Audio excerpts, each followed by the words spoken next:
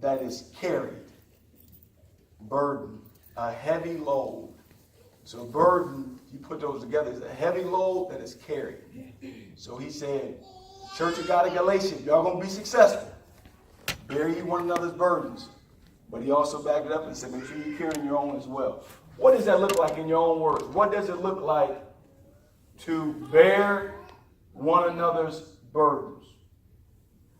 Who got the mic for us?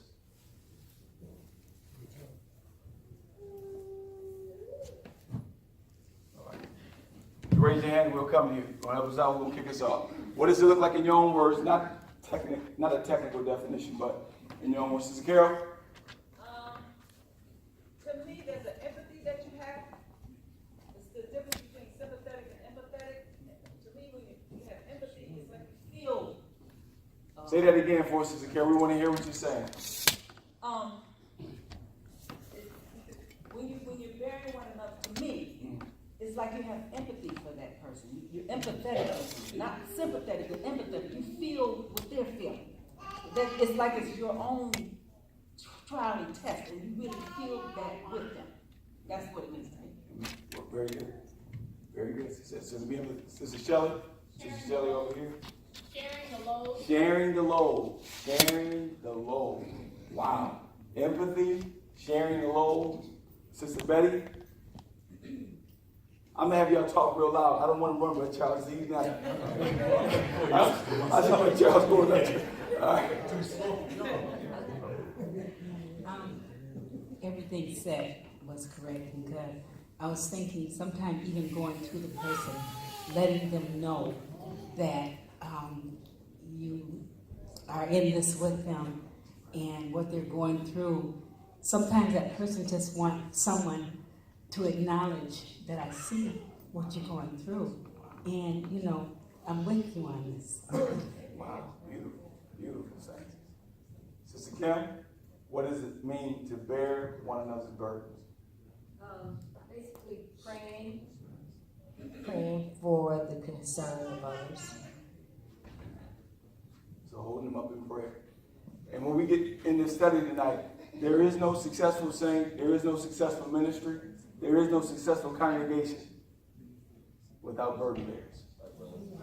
It's so, so important. Let's go over to Nehemiah.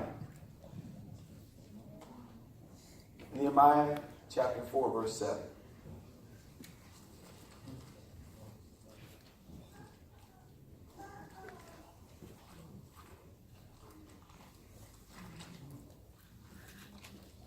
People often comment on Brother Hampton about this or that, but my goodness, he had some burden bearers. He had some burden bearers. He'd be at the house, phone ring early in the morning, he'd call, drop something. Be right there. He had burden bearers. Nehemiah 4, verse 7. Come on and read. It came to pass that when Sanballat and Tobiah and the Arabians and the Ammonites and the Ashdodites heard that the walls of Jerusalem were made up, and that the breaches began to be stopped, then they were very wroth. My Lord, they saw the breaches were stopped. The devil always gets upset when he sees the breaches being stopped. The devil always gets upset when he sees saints take a stand for real. Not just playing games with their salvation, go get saved, but they got breaches in their life. They still calling that girlfriend. They still got those outfits in their closet just in case but when those breaches began to be stopped, the devil gets upset. So they began to stop those breaches up. Come on and read.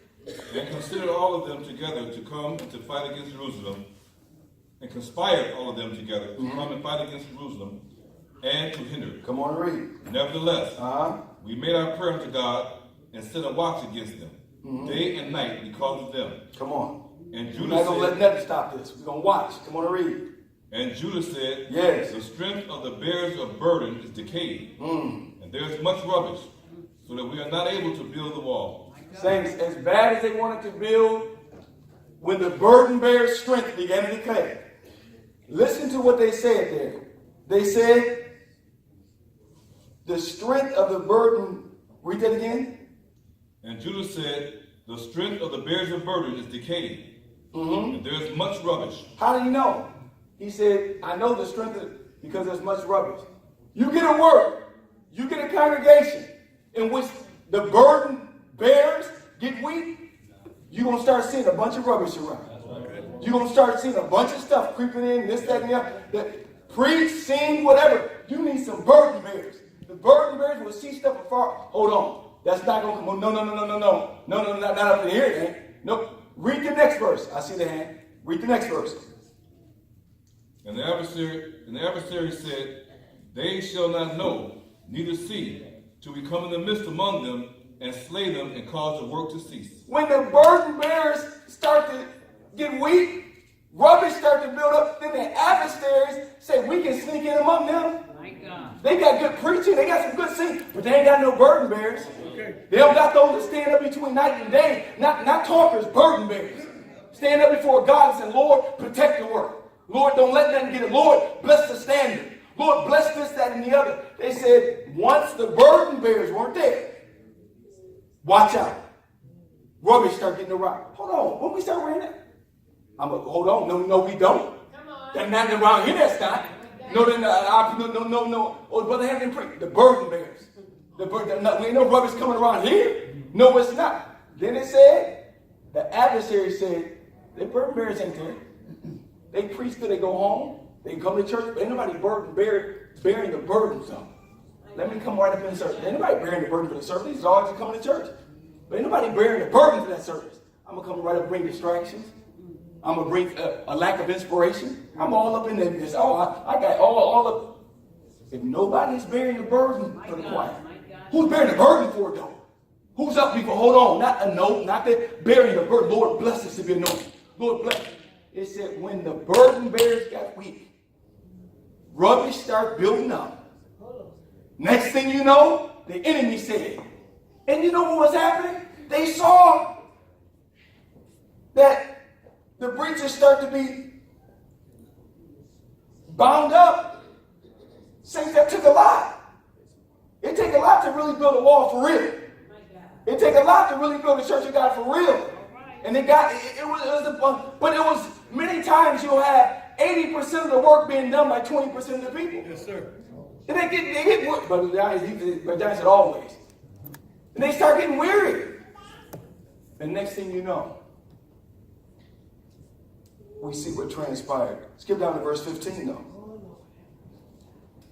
And it came to pass, when our enemies heard that it was known unto us, and God had brought their counsel to naught, that we returned all of us to the wall. Come on. Every one unto his work. Let's go to work, brother. Come on. And it came to pass from that time forth, that the half of my servants brought in the work, and the other half of them held both the spears and the shields, and the bow, and the habergeons, and the rulers were behind all the houses of Judah. Come on, my God. They were some building, and some had the weapons sitting there. Come on and read. They was builded on the wall, and they that bear burdens, with those that laden, every one with one of his hands brought the work, and with the other hand held a weapon. For the builders, every one had a sword girded by his side. So it said, and so building. They that built the wall, and they that bear the burdens. They were successful because they were able to re-energize or get more burden bearers. Let's look over to Exodus 17:9, the ministry of Moses. Exodus 17:9. So we've seen in Nehemiah, the burden bearers were critical. Exodus 17:9. The ministry of Moses, one of the most effective ministers in the Bible. 17:9. And Moses said unto Joshua, choose us out men and go out, fight with Amalek tomorrow. And I will stand on top of this hill with the rod of God in my hand. My Lord, I'm standing in the gap for the people. Come on and read. Go ahead.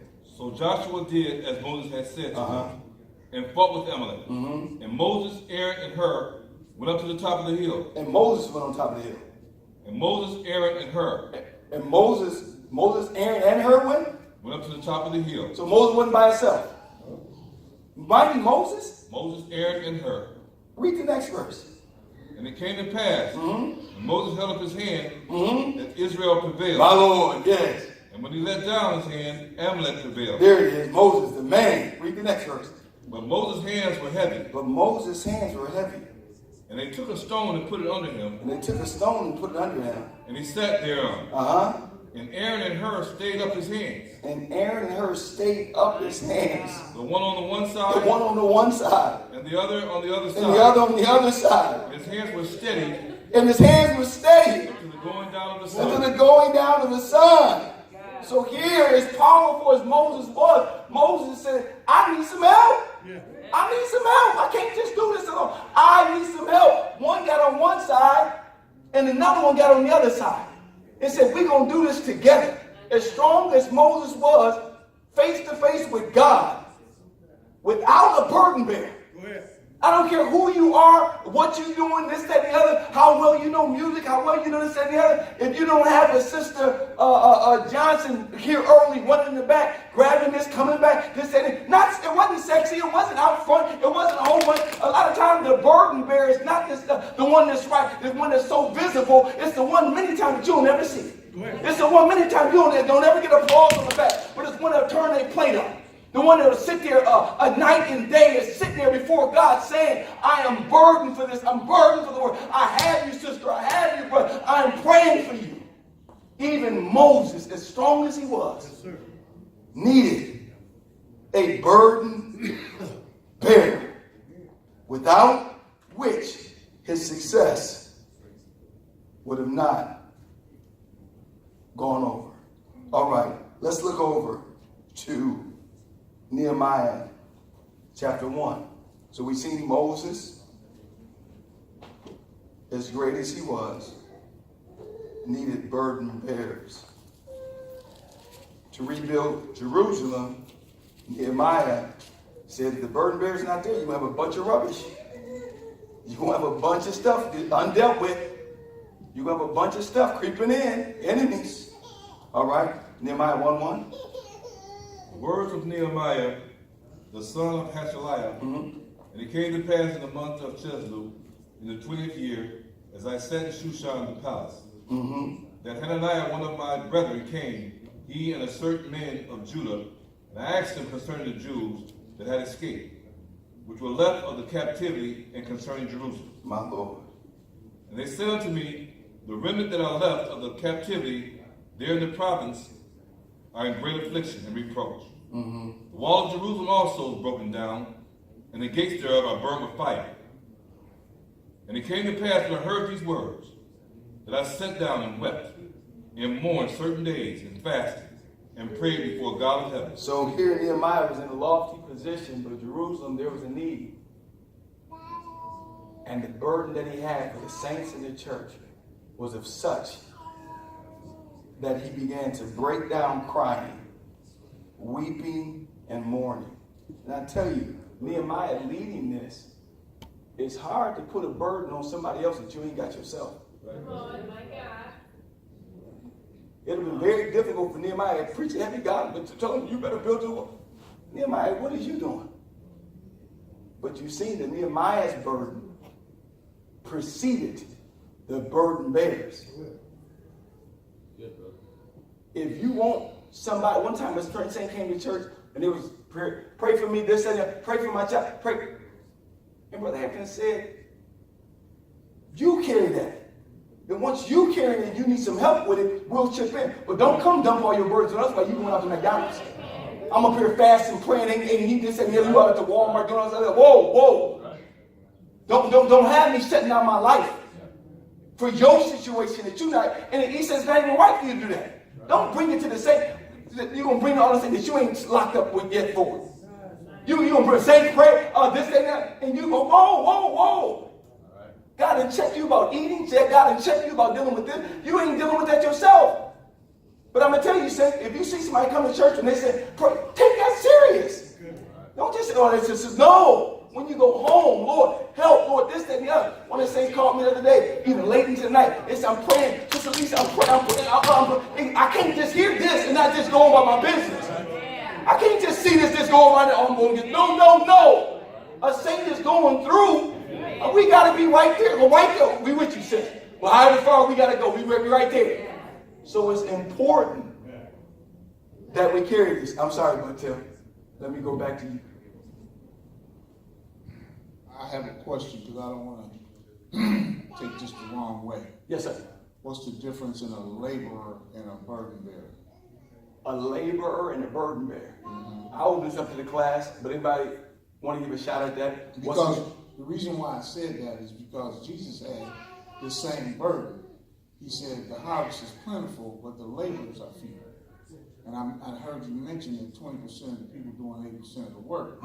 You know, I think if an individual do have that burden to labor, you know, it would kind of coincide with one another. Because he said even as far as old things are passed away, behold, all things become new. It goes down and said, now you are ambassadors for Christ, which is a representative of Christ, the way you can take this gospel out and be a laborer.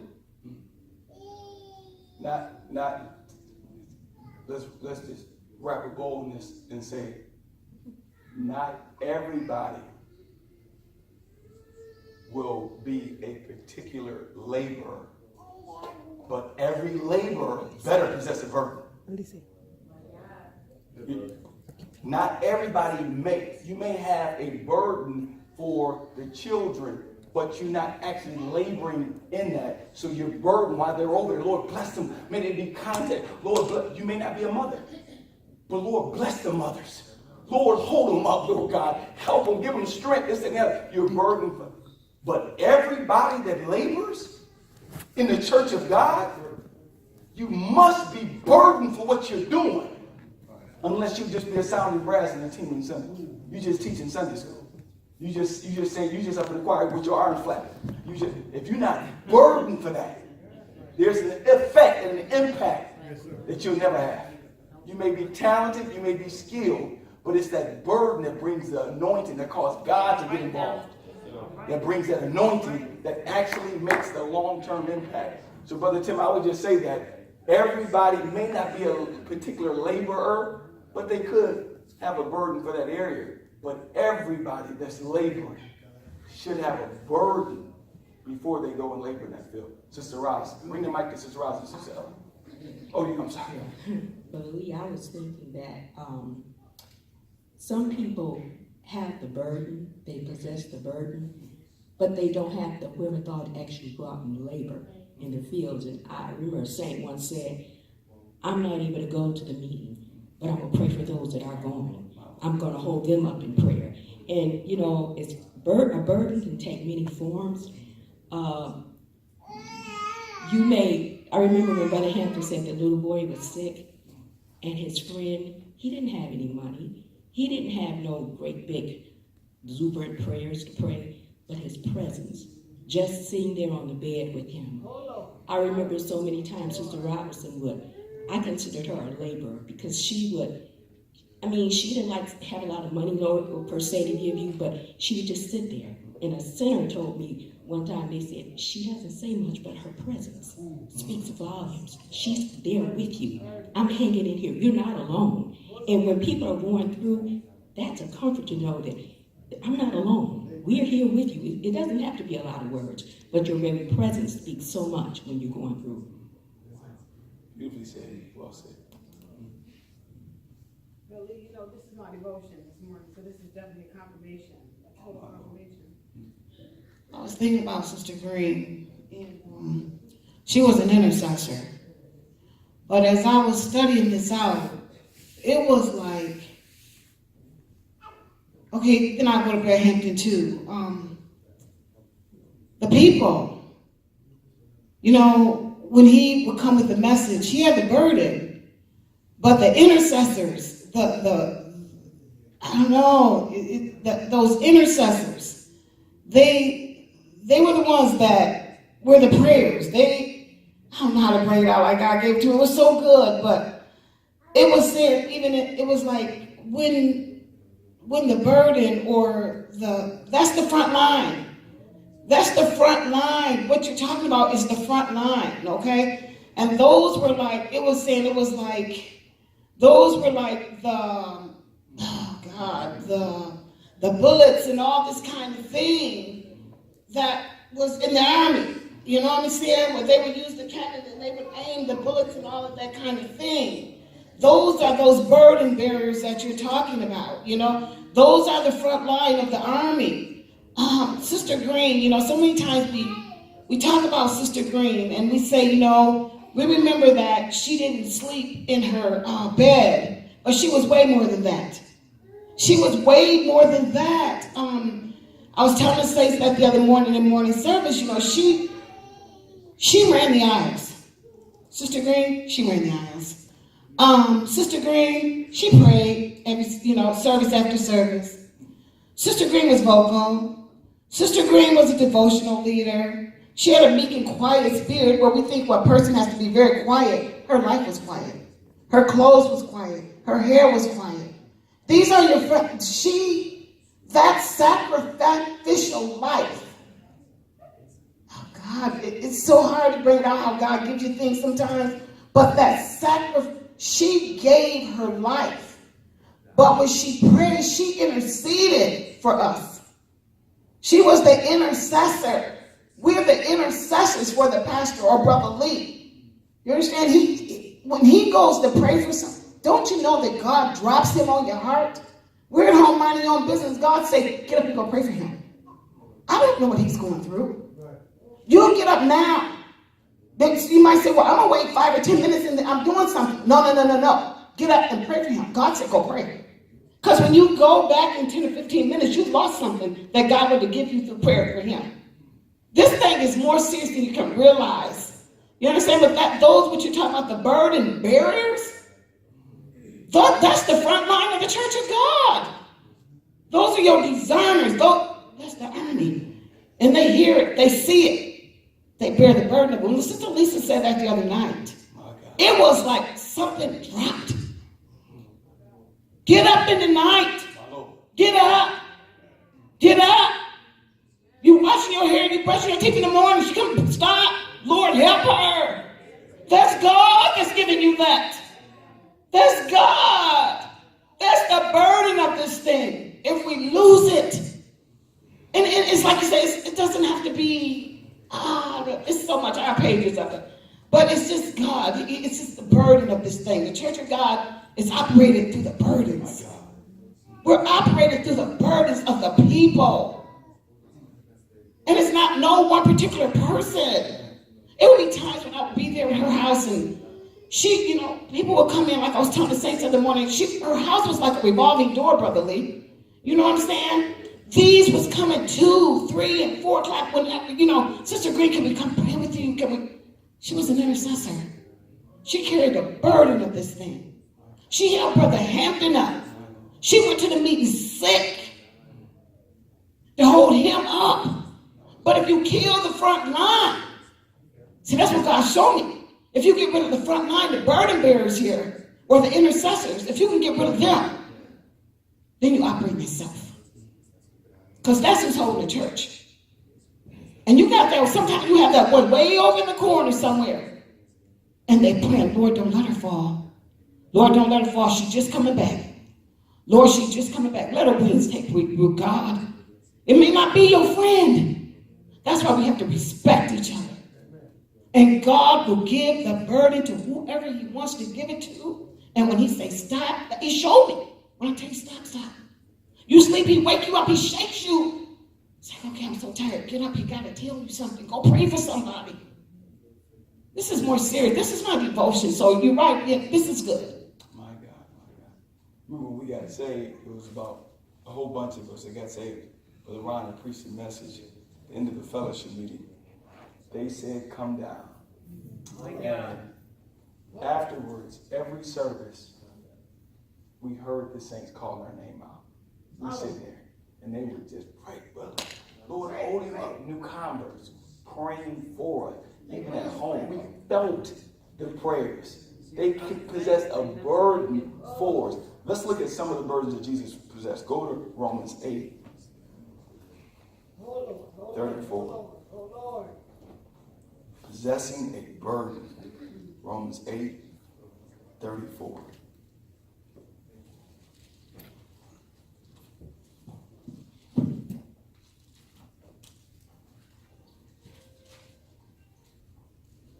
who is it?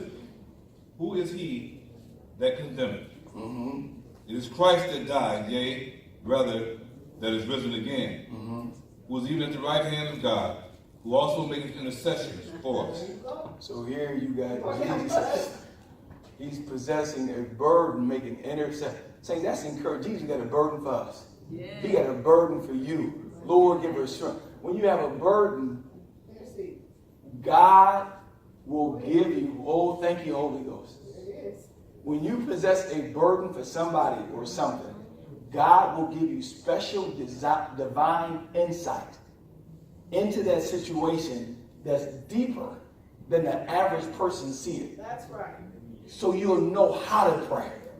If you possess a burden, perhaps like a mother, you begin to get that burden. With that burden will come revelations, and Lord God will begin to tell you, okay, those children back to back has become a lot on her. Or that distract. Whatever God will begin, you got a burden, like you said, for Mo or Brother Hampton. God begin, hold on, that's affecting them. Hold on, they coming at Brother Hampton. Hold on, he didn't even say that. Brother Hampton didn't even tell you anything. But you said, hold on. So the ring that comes up that. He said, and it was such, she had possessed such a burden. He said many times, I don't even have to tell her. She said, one time she said, Brother Hampton said, listen, she said, I see it. She got it. God did it. Her burden. When you possess a burden like that, God will begin to give you revelations and insights. So here, Jesus, it said, think about what he said. He possessed a burden. It says he's making intercessions. How do you know what I need help with? He got a burden for you. He know how the devil trying to come with this. He's trying to discourage you to so and so. He's trying to bring doubt. He's trying to bring accusation. He's trying to bring this, trying to get you separated from it. God said, don't let that separate you and her. Don't do it. I see it right now. Trust God with that. God, he's trying to come to you with unbelief. Jesus knows exactly how to make intercession because he's got a burden for you. When you got a burden, you got a real burden. Let's look over to Hebrews 7:25. Amen. When you got a real burden, you'll know how to pray. Jesus has a burden for the saints of God. Hebrews 7:25. Wherefore he is able also to save them to the uttermost that come unto God by him, seeing he ever liveth to make intercessions for them. Hold on, who's he talking about there? Read that again. Oh my Lord. Wherefore he is able also to save them to the uttermost. Save them to the uttermost. They're not saved. They need to be to the uttermost. I don't care how they cracked out. Save them. They mess around with boys and girls. We can save them too. They got tattoos all over their body. We can save them too. They smoke weed all day every week. God is able to save them too. We don't have to give up on nobody because God is able to save to the uttermost. Come on and read. Wherefore he is able also to save them to the uttermost that come unto God by him, seeing he ever liveth to make intercessions for them. So he said, he ever liveth to make intercessions for them, those that aren't. So here, he has a burden for the unsaved. Line us up, Jeremiah 31:15. So we have to have the burden of Christ. He's burdened for the saints. Lord, give us a burden for the saints of God.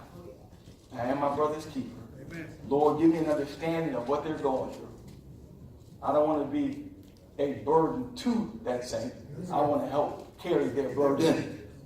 Sometimes we got to pray that. Say, Lord, help me not to be a burden to them. Don't let me do anything that will cause them heaviness or heartache. Give me wisdom. Teach me, Lord. But also help me to carry their burden. Jeremiah 31:15. So Jesus also had burden for those who aren't saved to save them to the uttermost, completely save them. Come on, read. Jeremiah 31:15. Thus saith the Lord, a voice was heard in Ramah, lamentation and bitter weeping. Bitter weeping, lamentation, deep sorrow, bitter weeping. Come on. That's what a burden will do to you. A real burden. A real burden. Not just a parent was just saying, you just saying your children's names. But God give you a real burden. Weeping, bitter weeping. Come on. Rahel weeping for her children. Rahel, I'm sorry, go ahead. Go ahead. Rahel weeping for her children. Refused to be comforted for her children. Yep. Because they were not. A burden will cause you to refuse to be comforted.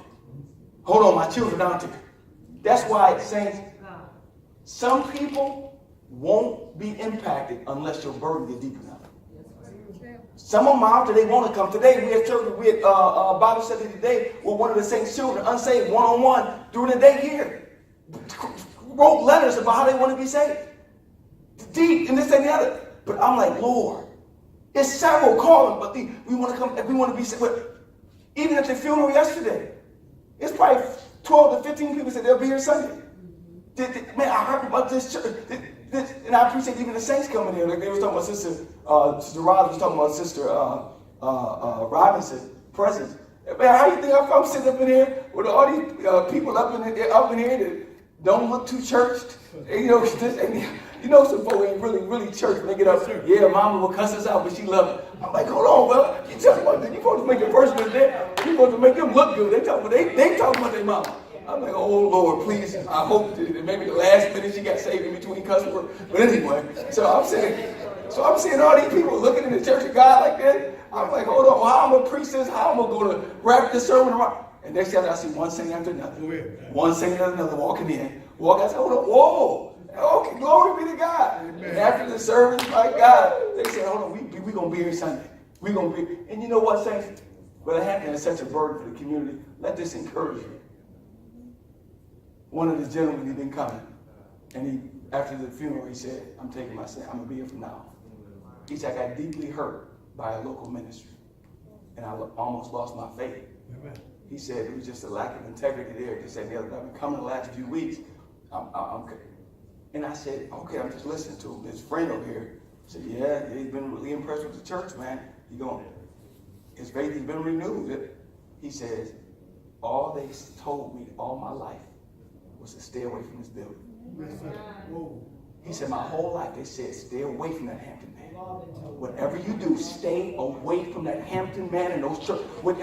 He said, my parents told me this.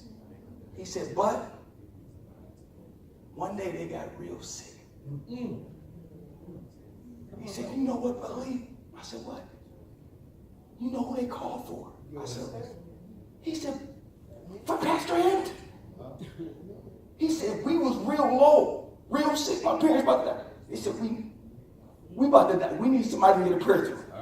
We talk what you want to talk. We need somebody to get a prayer through. Call them. And here he done had them call him Jim Jones. You got TV people in basement TVs and all. You done been to print. All this crap. And as soon as they called, knowing, because put his coat on. He came right in. And I almost felt heavy because I'm like, the burden he had, even though you talk about me. Yes, sir. I still got a burden for this community. And I'm sitting there like, now, here they're celebrating themselves yesterday. And I'm like, Brother Hampton, man. Yes, sir. I said, the burden he carries still yielding fruit. Yes, sir. What type of man? Yet dead, but yet spit.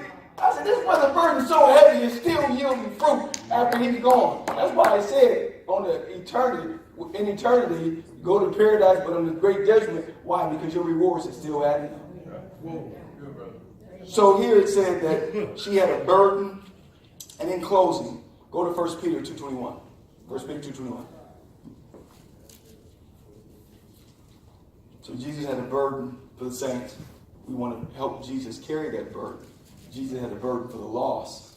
We want to help Jesus carry that burden and his ultimate burden. 1 Peter 2:21. For even hereunto were you called, because Christ also suffered for us, leaving us an example that you should follow his steps. Mm-hmm. Who did no sin. He didn't sin, so you're not following those steps if you're out there sinning. Come on, read. Neither was guile found in his mouth. Come on. Who when he was reviled not again. My Lord, read. When he suffered, he threatened not. Come on. But committed himself to him that judgeth righteously. Yes, sir, read. Who his own self bare our sins in his own body on the tree. He bore our sins in the body on the tree. Come on, read. That we, being dead to sins, should live unto righteousness. Mm-hmm. By whose stripes you were healed. Who bore our sins on a tree. Burden. Came to earth. Mankind in sin.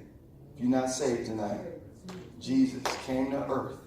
Burden for you. I'm going to get on that cross. And it said, whose stripes ye are healed. Don't go there, but Matthew, the 4th chapter, he said he went preaching the kingdom, repent, believe the gospel, and healing, the two things he had a heavy burden for.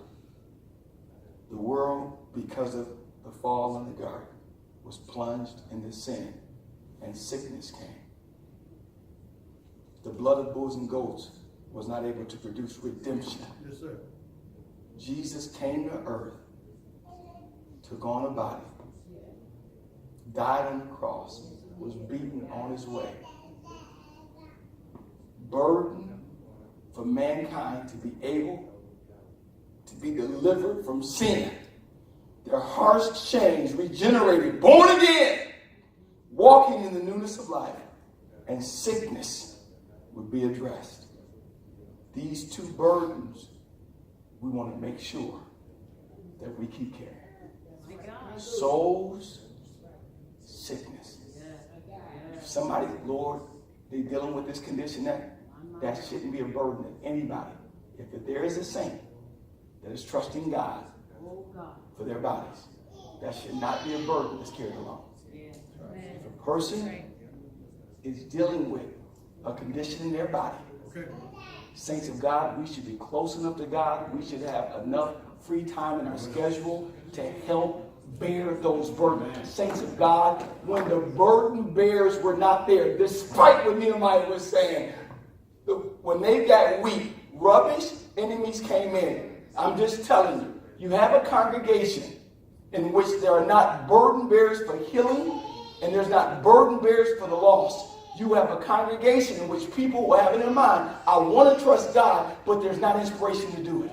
I want to trust God, but there's not inspiration for me to get my healing. So we don't believe in divine dying. We believe in divine healing. Amen. And it takes burden bearers to produce it.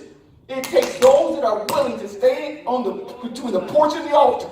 Lord, I will not let my sister carry this alone. I will not let my brother carry this alone. Amen. Lord, I'm burdened for the saints' children. I'm burdened. I don't want them to be lost. Lord, I'm burdened. I'm burdened. You let somebody walk in this building unsaved. Your heart should just go out to them. Lord, I'm burdened for them. And this be the day that they walk to this altar of prayer doing an altar call. You see saints' children walking over there. This one and that one sitting there. Your mindset should be, Lord, give them the inspiration to step out. Lord, help them. So we want to close the year out with this burden. Healing souls, even when they come in, establishing them. And for the rest of the year, we're going to reenact the Saturday night prayer. It's not mandatory. You don't feel bad if you can't make it.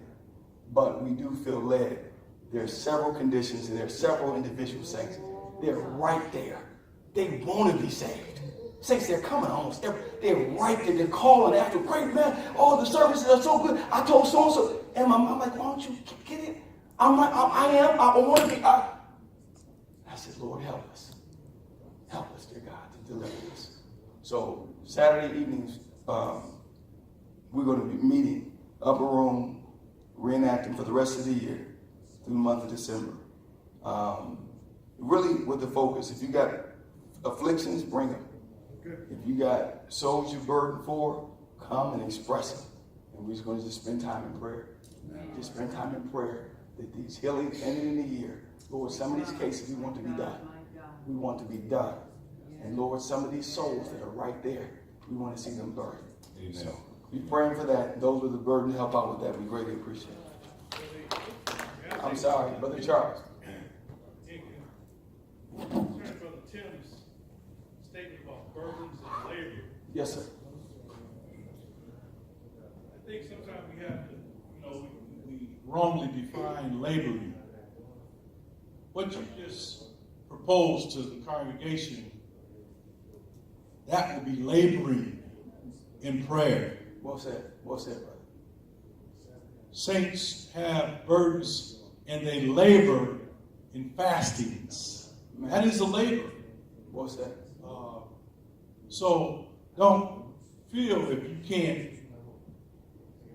make it to the street meeting, you can't go out to the prisons, you can't go to the nursing homes, that you're not laboring. That's right. Saints, when we get before God in prayer, we labor. My God. We have the burden, and God is moving us, and we're laboring. A lot of times, we just want to compartmentalize. That's right. Put Well things said. in a box. That's well said, brother. Only in the street we're laboring, but we can labor even when you're home. When we come together, this sacrifice that we're going to be making on Saturdays for the rest of the year, that is a labor of love. That is a labor of prayer and fasting before God, that God may move.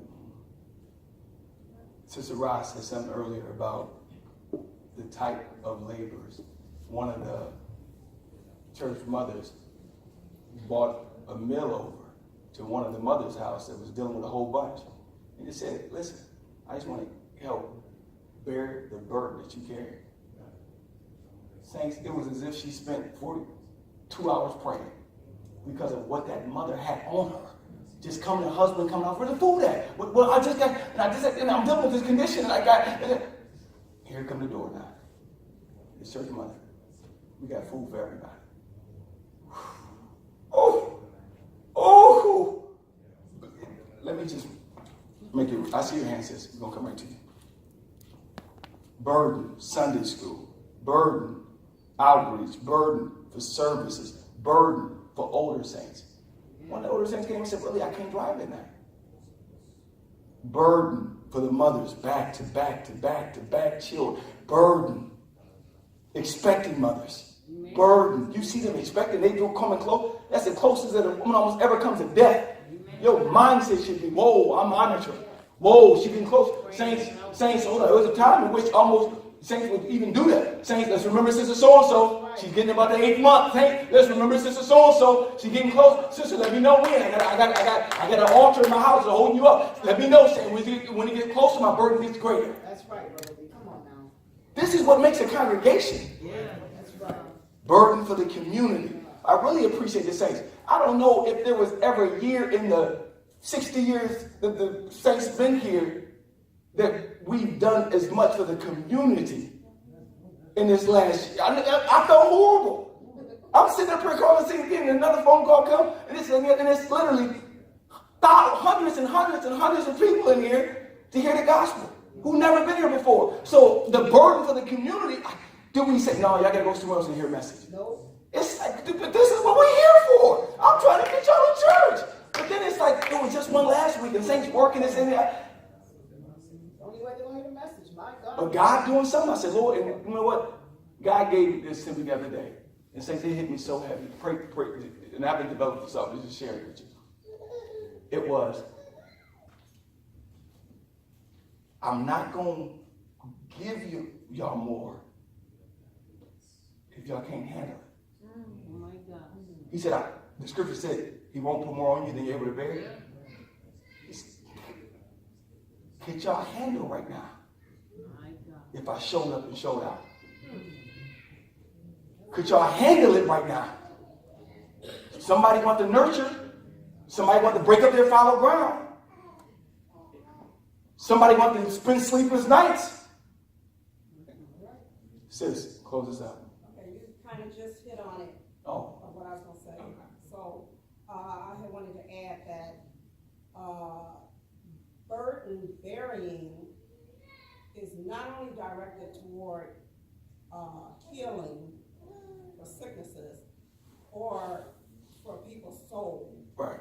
but there's a lot more to it that people need burden bearing. Right.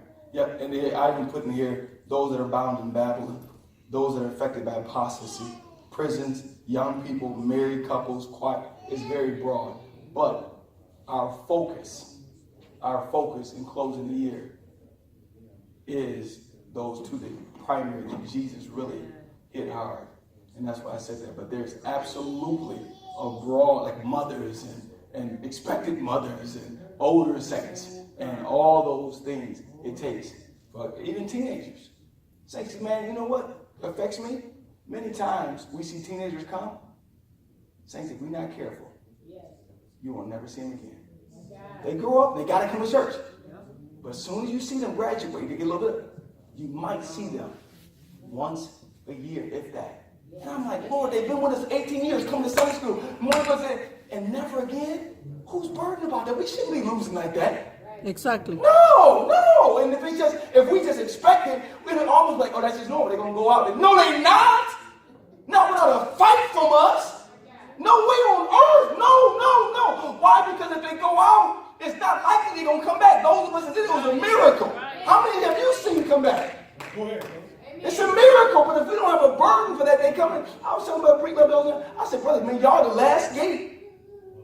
Y'all the last stop. If you just go in there just playing some games back there, brother, people have a burden. I know that's right. So as you right, says it's very broad. This will be a focus on the burdens of the congregation with a keen focus on healing and salvation. Brother, yes, sir. I like to say, it's a great comfort when you're going through, and I'm sure all of us have been going through situations in our life, and it's such a great comfort to know that the saints are praying for you. I know myself, as an individual, look like every time they see me, they say, I'm praying for you, I'm calling your name out. And when I'm going through, just to know that somebody is praying for me. There's a song they sing, I'm glad somebody prayed for me. The preacher, my mom, the saints sacrificed their time to pray for me. And that is such a comfort when you in the midst of a situation and, we try to relieve that person of that burden to comfort them, to give them some comfort in the midst of that situation, because the enemy is coming against their minds, telling them all, painting the darkest picture they can. And when we're in the midst of that, sometimes the only comfort we can get is to know that the saints of God, somebody's calling my name out, somebody is praying for me, and that has given me comfort to know that there's at least one saint that's calling my name out before God, that's praying for me. And that gives me strength, that gives me comfort to know that the saints got me. They praying, Jesus praying, but the saints, my fellow brother, my brothers and sisters, they got my back. They calling my name out. They haven't forgot about me. They're praying for me, and that is such a comfort and just a strength and a comforting thought when you're going through. I remember what you said about Brother Hampton and how he spoke to you a few months before he passed, before you got saved. Saints, that's one of the things that keep me up. Brother Hampton, have you ever heard him read the scriptures? You'll have many ministers, but not many fathers. You ever heard him read that? He read that scripture with such a gravity. Saints, he would stay up night and day. Every single one of y'all situations. Called your name out. Every day. Can y'all fathom that? That is one of the things that he carried such, not just preached to us, he carried the burdens of every single one of us. We all got to step up. Amen. Thank you for your attention next time.